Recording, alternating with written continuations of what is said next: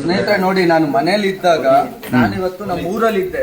ನನ್ನ ತಮ್ಮನ ಮದುವೆಗೆ ಊರಿಗೆ ಬಂದಿದ್ರೆ ಅಬ್ದುಲ್ ರಜಾಕ್ ಸ್ನೇಹಿತರೆ, ನಾನು ಮತ್ತೆ ಹೇಳ್ತಾ ಇದ್ದೀನಿ, ಅಬ್ದುಲ್ ರಜಾಕ್ ಏನಿದ್ದ, ಅಬ್ದುಲ್ ರಜಾಕ್ ನನ್ನ ವಿರುದ್ಧ ಒಂದು ಸುಳ್ಳು ಆರೋಪ ಮಾಡ್ತಾನೆ. ನಾನು ಇಸ್ಲಾಂ ಧರ್ಮಗುರುಗಳಿಗೆ ಬೈದಿದ್ದೀನಿ ಅಂತ ಹೇಳಿ ಸುಳ್ಳು ಆರೋಪ ಮಾಡಿ FIR ಮಾಡಿಸಿ ನನ್ನ ತಮ್ಮನ ಮದುವೆಗೆ ಮನೆಗೆ ಬಂದಿದ್ದಾರೆ, ಇಲ್ಲಿಗೆ ಬಂದು ಅರೆಸ್ಟ್ ಮಾಡ್ತಿದ್ದಾರೆ. ನನಗೆ ಬಂದಿದ್ದು ಕೊಲೆ ಬೆದರಿಕೆ ಬಂದಿದ್ದು ನನಗೆ, ಆದ್ರೆ ಅರೆಸ್ಟ್ ಮಾಡ್ತಾ ಇರೋದು ನನ್ನನ್ನ. ಕಂಪ್ಲೇಂಟ್ ಕೊಟ್ಟಿದ್ದು ನನಗೆ ಕೊಲೆ ಅಂತ. ಆದ್ರೆ ನಾನು ಯಾರ ಮೇಲೆ ಕಂಪ್ಲೇಂಟ್ ಕೊಟ್ಟನೋ ಅವ್ರನ್ನ ಅರೆಸ್ಟ್ ಮಾಡೋದು ಬಿಟ್ಬಿಟ್ಟು ನಾನು ಇಸ್ಲಾಂ ಧರ್ಮಗುರುಗಳಿಗೆ ಬೈದಿದ್ದೀನಿ ಅಂತ ಅಬ್ದುಲ್ ರಜಾಕ್ ಒಬ್ಬ ಸೋಷಿಯಲ್ ವರ್ಕರ್ ಇದಕ್ಕೆ ಸಂಬಂಧ ಪಡೆದೇ ಇರೋ ಥರ್ಡ್ ಪಾರ್ಟಿ FIR ಮಾಡ್ತಾರೆ. ಆ FIR ಮಾಡಿದ ತಕ್ಷಣ ನನ್ನ ಮೇಲೆ FIR ಮಾಡ್ಕೊಂಡು ಅರೆಸ್ಟ್ ಮಾಡ್ತಿದ್ದಾರೆ. ನನಗೆ ಗೊತ್ತಿಲ್ಲ, ನಾನು ನೋಡೋಣ ಮುಂದಕ್ಕೆ ಏನಾಗುತ್ತೆ ಅಂತ. ಸ್ನೇಹಿತರೆ, ನಿಮ್ಮೆಲ್ಲರ ಪ್ರೀತಿ ವಿಶ್ವಾಸ ಸದಾಕಾಲ ಹೀಗೆ ಇರಲಿ. ಈ ಸುಳ್ಳು ಆರೋಪ ಏನು ಅಬ್ದುಲ್ ರಜಾಕ್ ಮಾಡಿದ್ದಾನೆ, ಇದೊಂದು ಬಹಳ ದೊಡ್ಡ ಷಡ್ಯಂತ್ರ. ಕಾಂಗ್ರೆಸ್ ಸರ್ಕಾರಕ್ಕೆ ನಾನು ಬಹಳ ದೊಡ್ಡ ಈ ವಿಚಾರದಲ್ಲಿ ನಾನು ಮತ್ತೆ ಹೇಳ್ತಾ ಇದ್ದೀನಿ, ಸರ್ಕಾರಕ್ಕೆ ಈ ರೀತಿಯಾಗಿ ಅಧಿಕಾರವನ್ನ ದುರ್ಬಳಕೆ ಮಾಡಿಕೊಂಡು ಸುಳ್ಳು ಆರೋಪ ಮಾಡಿ ಒಬ್ಬ ಹಿಂದೂ ಹೋರಾಟಗಾರನನ್ನ ಅರೆಸ್ಟ್ ಮಾಡೋದಿದೆಯಲ್ಲ, ಇದನ್ನ ನಾನು ನೋಡ್ಕೊಳ್ತೀನಿ. ಬನ್ನಿ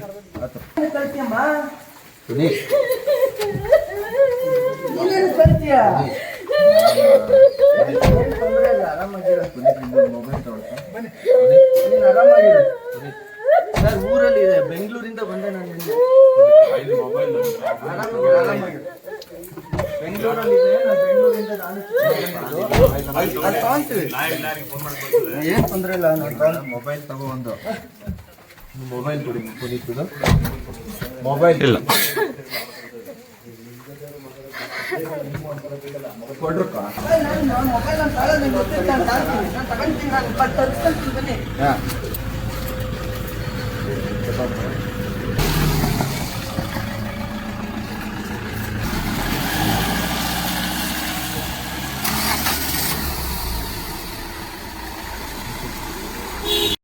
ಸ್ನೇಹಿತರೆ, ಈ ವಿಡಿಯೋನ ಗಮನಿಸಿದ್ರಲ್ವಾ, ಪುನೀತ್ ಕೆರೆಹಳ್ಳಿ ಬಂಧನ ಮತ್ತು ಸಚಿವ ಪ್ರಿಯಾಂಕಾ ಖರ್ಗೆ ಅವರ ನಡುವಿನ ರಾಜಕೀಯ ಸಂಘರ್ಷ ಮತ್ತು ಕಾಂಗ್ರೆಸ್ ಜೊತೆಗಿನ ಒಂದಿಷ್ಟು ರಾಜಕೀಯ ತಿಕ್ಕಾಟ ಈಗ ಕರ್ನಾಟಕ ರಾಜಕಾರಣದಲ್ಲಿ ತೀವ್ರ ಚರ್ಚೆಗೆ ಗ್ರಾಸವಾಗ್ತಾ ಇರೋದು. ಅಂದರೆ ಉದ್ದೇಶಪೂರ್ವಕವಾಗಿ ಟಾರ್ಗೆಟ್ ಮಾಡ್ತಾ ಇದ್ದಾರೆ ಅನ್ನೋ ಆರೋಪಗಳು ಮತ್ತು ಅದಕ್ಕಿರ್ತಕ್ಕಂಥ ಕಾನೂನಾತ್ಮಕವಾದಂಥ ಆಯಾಮಗಳ ಬಗ್ಗೆ ಒಂದು ಸಣ್ಣ ವಿಮರ್ಶೆ ನೋಡಿ. ವಿರೋಧ ಪಕ್ಷಗಳು ಮತ್ತು ಬೆಂಬಲಿಗರ ವಾದ ಏನು ಅಂದರೆ, ಪುನೀತ್ ಕೆರೆಹಳ್ಳಿ ತಳಮಟ್ಟದಲ್ಲಿ ಹಿಂದುತ್ವ ಮತ್ತು ಸರ್ಕಾರದ ವೈಫಲ್ಯಗಳ ವಿರುದ್ಧ ಮತ್ತು ಗೋಹತ್ಯೆ ನಿಷೇಧ ವಿರುದ್ಧವಾಗಿ ಸದಾ ದನಿ ಎತ್ತುತ್ತಾ ಇರ್ತಾರೆ. ಹೀಗಾಗಿ ಕಾಂಗ್ರೆಸ್ ಸರ್ಕಾರ ವಿಶೇಷವಾಗಿ ಪ್ರಿಯಾಂಕಾ ಖರ್ಗೆ ಅವರು ತಮ್ಮ ರಾಜಕೀಯ ಸಿದ್ಧಾಂತಕ್ಕೆ ವಿರುದ್ಧವಾಗಿರ್ತಕ್ಕಂಥವ್ರನ್ನ ಮತ್ತು ಈ RSS ಅನ್ನು ಬೆಂಬಲಿಸ್ತಕ್ಕಂಥವ್ರನ್ನ ದುರುಪಯೋಗ ಪಡಿಸ್ಕೊಳ್ತಾ ಇದ್ದಾರೆ, ಹತ್ತಿಕ್ಕಲಿಕ್ಕೆ ಅಧಿಕಾರವನ್ನು ದುರುಪಯೋಗ ಮಾಡ್ತಾ ಇದ್ದಾರೆ ಅನ್ನೋ ಒಂದು ಬೆಂಬಲಿಗರ ಪ್ರಮುಖವಾದಂಥ ಆರೋಪ. ಇನ್ನು ಮದುವೆ ಮನೆಯಲ್ಲೇ ತಮ್ಮನ ಮದುವೆ ಅಂತ ಸೂಕ್ಷ್ಮ ಮತ್ತು ಕೌಟುಂಬಿಕ ಸಂದರ್ಭದಲ್ಲಿ ಪ್ಲ್ಯಾನ್ ಮಾಡಿ ಬಂಧನ ಮಾಡ್ತಾ ಇರೋದು ಸೇಡಿನ ರಾಜಕಾರಣಕ್ಕೆ ಹಿಡಿದಂಥ ಕೈಗನ್ನಡಿ ಅಂತ ಹೇಳಿ ವಿಪಕ್ಷ BJP ಮತ್ತು ಹಿಂದೂಪರ ಸಂಘಟನೆಗಳು ಟೀಕೆ ಮಾಡ್ತಾ ಇರೋದು. ನಾನು ವೀಕ್ಷಕರಾದಂಥ ನಿಮಗೆ ಅಭಿಪ್ರಾಯಗಳನ್ನು ತಿಳಿಸ್ಲಿಕ್ಕೆ ಬಿಡ್ತಾ ಇದ್ದೀನಿ.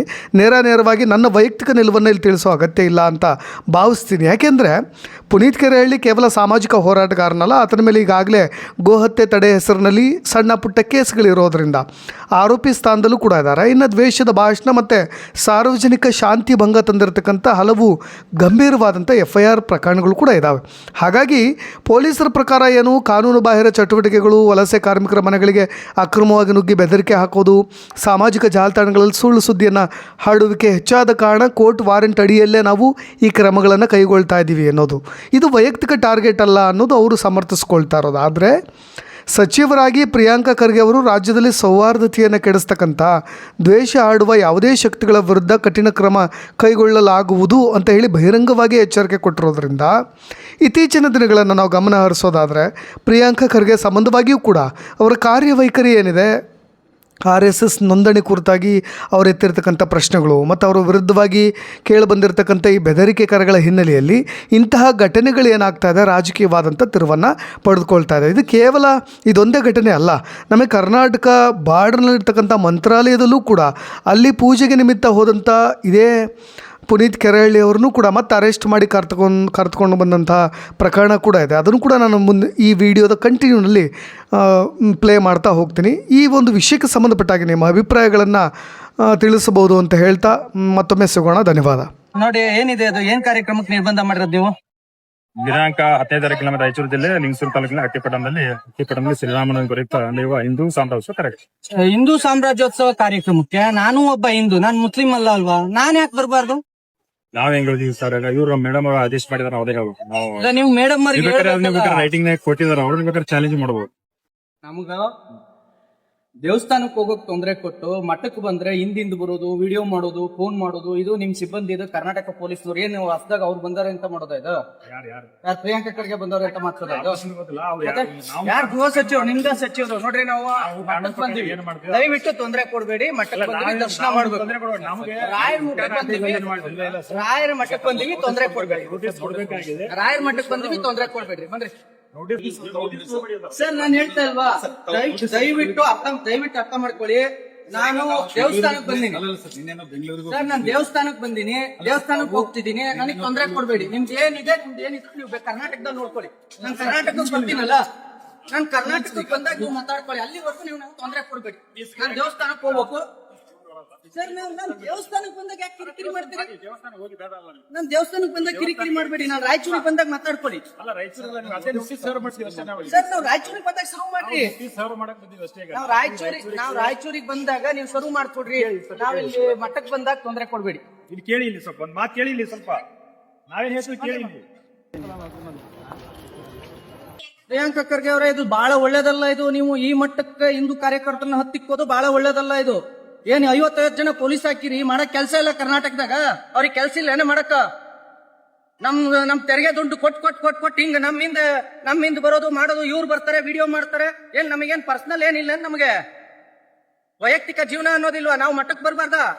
ದೇವಸ್ಥಾನ ದರ್ಶನ ಮಾಡಬಾರ್ದ? ಏನಕ್ಕೆ ಬರ್ತಾರೆ ಹಿಂಗ ಹಿಂದೆ? ದೇವಸ್ಥಾನಕ್ಕೆ ಬಂದಿನಿ ಅಂತ ಹೇಳಿನಿ, ದೇವಸ್ಥಾನಕ್ಕೆ ಹೋಗ್ತಿದೀವಿ. ಅವ್ರದ್ದೇನಾರು ರಾಯಚೂರ್ನಾಗಿದ್ರೆ ರಾಯಚೂರ್ನಾಗ ಬಂದ್ರೆ ಮಾಡ್ಕೋಬೇಕು ನೋಡ್ರಿ. ಆತರ ನೀವ್ ಯಾವ್ದೇ ಕಾರಣಕ್ಕೂ ಮಾಡಬಾರ್ದು. ನಾನು ದೇವ್ರ ದರ್ಶನಕ್ಕೆ ಬಂದಿದೀವಿ. ನೀವು ಬೆಂಗಳೂರು ಏನಾರು ಮಾಡಿ ಸರ್. ನಾನ್ ನೋಡ್ರಿ, ನಾನು ಹೇಳ್ತಿದೀನಿ, ನಾ ರಾಯಚೂರಿಗೆ ಬರ್ತೀನಲ್ಲ, ನಾವು ರಾಯಚೂರಿಗೆ ಬಂದಿವಲ್ಲ, ರಾಯಚೂರಿಗೆ ಬಂದಾಗ ನೀವೇನಾರು ಮಾಡ್ಕೊಡಿ. ಆಗಂಗಿಲ್ಲ ಸರ್. ನಾನು ದೇವಸ್ಥಾನಕ್ಕೆ ಹೋಗಿ ಬರ್ತೀನಿ, ವೆಯ್ಟ್ ಮಾಡ್ರಿ, ನಾನು ದರ್ಶನ ಮಾಡ್ಕೊಂಡ್ ಬರ್ತೀನಿ. ನಾವೇನ್ ದೇವಸ್ಥಾನಕ್ಕೂ ಬರ್ಬಾರ್ದಾ? ಇದಿದೆ ಮೆರವಣಿಗೆ ರಾಯಚೂರ್ನಲ್ಲಿ, ರಾಮನವಮಿ ಮೆರವಣಿಗೆ. ಅದಕ್ಕೆ ನಾನ್ ಪಾರ್ಟಿಸಿಪೇಟ್ ಮಾಡಬಾರ್ದು. ಇವರಿಗೆ ನಾನ್ ಅಲ್ಲಿ ಬಂದ್ರೆ ಇವ್ರಿಗೆ ತೊಂದ್ರೆ, ಜನ ಜಾಸ್ತಿ ಸೇರ್ತಾರೆ, ಅದಾಗುತ್ತೆ ಇದಾಗುತ್ತೆ, ಒಂದು ಪಟ ಕಂಡಿದೆ. ನಾನ್ ಬರ್ಬಾರ್ದು ಅಂದ್ರೆ ಎಲ್ಲಿ ತಡಿಬೇಕು? ಮಂತ್ರಾಲಯದಿಂದ ರಾಯಚೂರ್ಗೆ ಹೋಗೋ ರಸ್ತೆಯಲ್ಲಿ ಇಲ್ಲ. ನೀವು ಬಾರ್ಡರ್ ಮಾಡಿ ಸುಮ್ಮನೆ ವಿಡಿಯೋ ಇಟ್ಕೊಂಡು ಸಿಕ್ತ ಓಡಾಡೋದು. ಒಂದು 20-30 ಜನ ಇದಾರೆ ದೇವಸ್ಥಾನದ ಮುಂದೆ ಹಿಂದೂಗಳಿಗೆ ಧಾರ್ಮಿಕ ಇದು ಇಲ್ವಾ, ವ್ಯವಸ್ಥೆ ಇಲ್ವಾ? ಹೋಗಿ ಏನಾದ್ರು ಮರ್ಡರ್ ಮಾಡಿವಿ, ಕೊಲೆ ಮಾಡಿವಿ, FIR ಇದ್ರೆ ಹೇಳಿದ್ರಿ ನೀವು. ನಮ್ದು ದೂರ ಇದ್ರೆ ಯಾರ ಹತ್ರ ಬಂದಿದ್ರೆ ನೆಮ್ಮದಿಯಿಂದ ಯಾರು ದರ್ಶನ ಮಾಡ್ತೀವಿ, ನೆಮ್ಮದಿ ಬೈಕ್ ಆಗಲ್ಲ. ಯಾರು ತುಂಬಾ ಒಳ್ಳೆ ವ್ಯಕ್ತಿ, ಒಳ್ಳೆ ದೊಡ್ಡ ಕೆಲಸ ಮಾಡ್ತಾ ಇರೋರು, ನಮ್ ಹಿಂದುತ್ವಕ್ಕೆ ಒಳ್ಳೆ ಕೆಲಸ ಮಾಡ್ತಾ ಇದ್ರು. ಒಳ್ಳೆ ದರ್ಶನ ಮಾಡಿಸಿ, ಮಧ್ಯಾಹ್ನ ದರ್ಶನ ಮಾಡಿಸಿ, ರಾಯರ ದರ್ಶನ ಮಾಡಿಸಿ, ತುಂಬಾ ಉಪಕಾಸ ದರ್ಶನ ಮಾಡ್ತೀನಿ.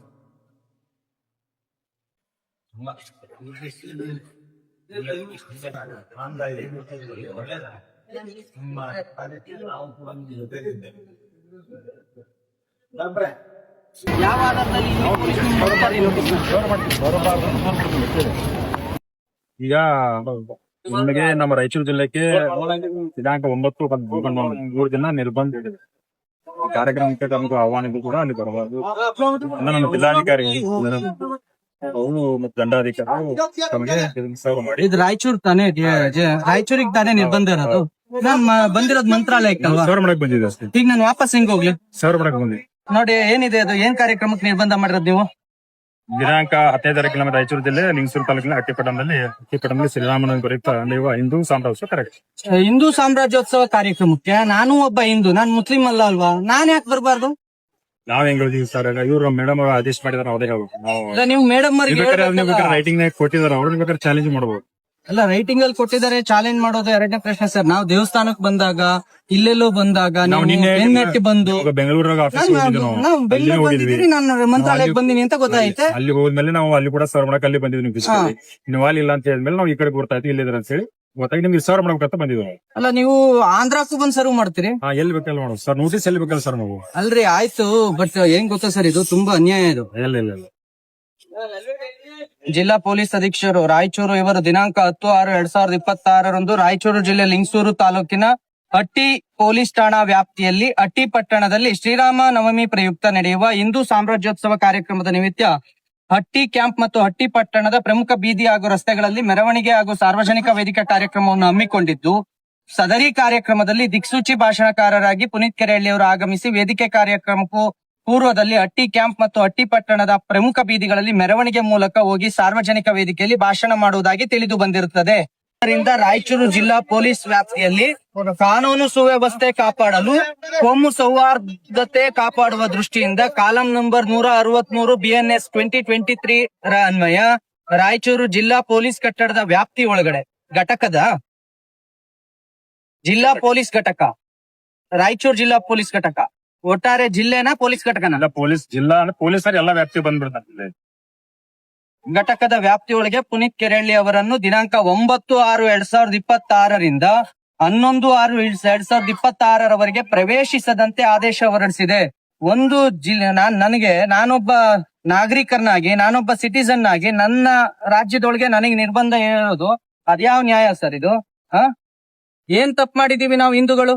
ಹಿಂದೂ ಕಾರ್ಯಕ್ರಮಕ್ಕೆ ಶ್ರೀರಾಮನವಮಿಗೆ ಒಬ್ಬ ಹಿಂದೂ ಕಾರ್ಯಕರ್ತ ರಾಮನವಮಿ ಕಾರ್ಯಕ್ರಮಕ್ಕೆ ಬರಬಾರ್ದು ಅಂತ ಹೇಳಿ ನೀವು ಆದೇಶಗಳನ್ನು ಕಳಿಸ್ತೀರಿ ನಿಮ್ ಇಲಾಖೆ ಕೆಳಗಡೆ ಅಂದ್ರೆ ಇದು ಅಲ್ಲ ಸರ್. ನಾನು ನೋಟಿಸ್ ರಿಸೀವ್ ಮಾಡ್ಬೇಕು ಅಂತ ಅಂದ್ರೆ ನಾನು ಹೇಳೋದು ನಮ್ದೇ ಆದೇಶ ಅಲ್ವಾ?